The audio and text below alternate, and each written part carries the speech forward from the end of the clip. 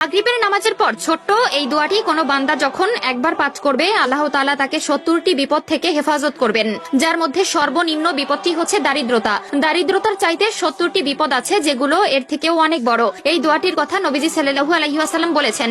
তিনি বলেন, কোন বান্দা যখন বিপদের মধ্যে পড়বে, মুসনাদে আহমদের বর্ণনা এসেছে, কোন বান্দা যখন বিপদের মধ্যে পড়বে তখন যদি বিপদে পড়ার পর সে এই দোয়াটি পড়বে, পড়ার সাথে সাথে আল্লাহ তাআলা তার প্রতি ধেয়ে আসা 70টি বিপদ থেকে তাকে রক্ষা করবে। কাজেই ভিডিওটি মোটেই এড়িয়ে যাবেন না। আমাদের মধ্যে এমন অনেকে আছে যাদের বিপদ পিছু ছাড়ে না, সব সময় দুর্ঘটনা, অনটন এবং দারিদ্রতা লেগেই থাকে।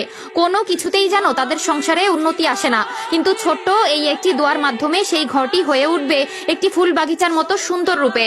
প্রিয় দর্শক, অবশ্যই ভিডিওটি শেয়ার করে দিবেন সকল মুসলিম ভাই বোনদের মধ্যে, যারা এই ছোট্ট আমলটি করে নিজেদের জীবনকে আরো সুন্দরময় করে তুলতে পারবে। হতে পারে আপনার একটিমাত্র শেয়ারে যদি কেউ উক্ত আমলটি শেখে এবং নিজ জীবনে কায়েম করে, তবে শুধু সে নয়, তার উপকার পাবেন আপনিও।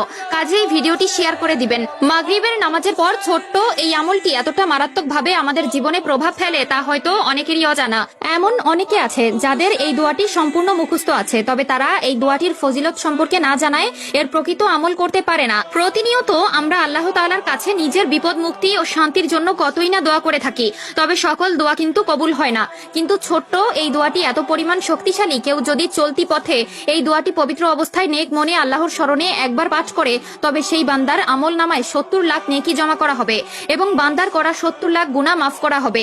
দোয়াটি হচ্ছে লা ইলাহা ইল্লাল্লাহু ওয়াহদাহু লা শারীকা লাহু লাহুল মুলকু ওয়া লাহুল হামদ ওয়া হুয়া আলা কুল্লি শাইইন কাদির। যদি কোনো বান্দা ছোট্ট এই দোয়াটি প্রতিদিন নিয়ম করে 3 বার কিংবা তার থেকে বেশি পাঠ করতে পারে, তবে আল্লাহ তাআলা তার দিকে আগত 70টি বিপদ নিঃশেষ করে দিবেন। উক্ত দোয়াটিতে মহান রাব্বুল আলামিনের প্রশংসা করা হয়েছে, যে দোয়াটি বিভিন্ন হাদিসের মধ্যে উল্লেখিত আছে, যেখানে এটি পড়ার মাধ্যমে অনেক সওয়াব পাওয়া যায়, গুনাহ মাফ হয়। তুমি যদি জান্নাত লাভ করতে চাও ও শয়তানের অনিষ্ট থেকে নিজের নিরাপত্তা লাভ করতে চাও, তাহলে এই দোয়াটি পাঠ করো। এছাড়াও প্রিয় নবী সাল্লাল্লাহু আলাইহি ওয়াসাল্লাম বলেছেন, যে ব্যক্তি সকালে 10 বার এবং সন্ধ্যায় 10 বার এই দোয়াটি পাঠ করবে, সেই ব্যক্তি কিয়ামতের দিন সর্বশ্রেষ্ঠ আলেমকারীদের অন্তর্ভুক্ত হবে। তিরমিজি শরীফ 3471। এছাড়াও সহিহ মুসলিমের 2693 নম্বর হাদিসে উল্লেখ করা আছে, যে ব্যক্তি এই দোয়াটি 10 বার পাঠ করবে সে 4 জন দাস মুক্তি করার মতন সওয়াব পাবে। এছাড়াও রাসূলুল্লাহ সাল্লাল্লাহু আলাইহি ওয়াসাল্লাম বলেন, আল্লাহর কাছে সবচেয়ে প্রিয় বাক্য হচ্ছে 4টি: 1 সুবহানাল্লাহ, 2 আলহামদুলিল্লাহ, 3 লা ইলাহা ইল্লাল্লাহ, 4 আল্লাহু আকবার। কাজেই উক্ত দোয়াটি যাদের আগে থেকেই মুখস্থ ছিল তারা অবশ্যই একবার আলহামদুলিল্লাহ কমেন্ট করবেন। আল্লাহ তাআলা সকলকে নেক বুদ্ধি ও উক্ত দোয়াটি প্রতিনিয়ত পাঠ করার তৌফিক দান করুক, আমিন।